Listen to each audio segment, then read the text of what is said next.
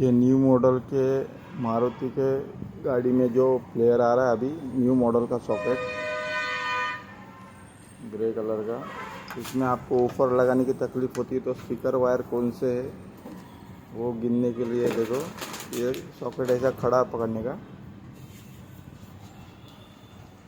जो सॉकेट खड़ा पकड़ा तो इसका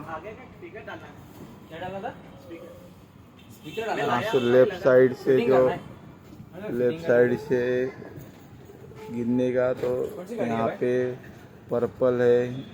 लेफ्ट साइड से 1 2 3 4 5 6 7 8 9 नंबर तक है स्पीकर के, मतलब एक छोड़ के जो 8 पिन है वो सब स्पीकर के है।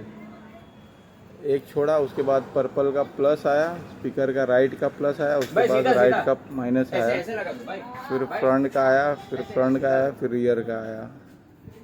ये न्यू मॉडल का है मारुति का सॉकेट।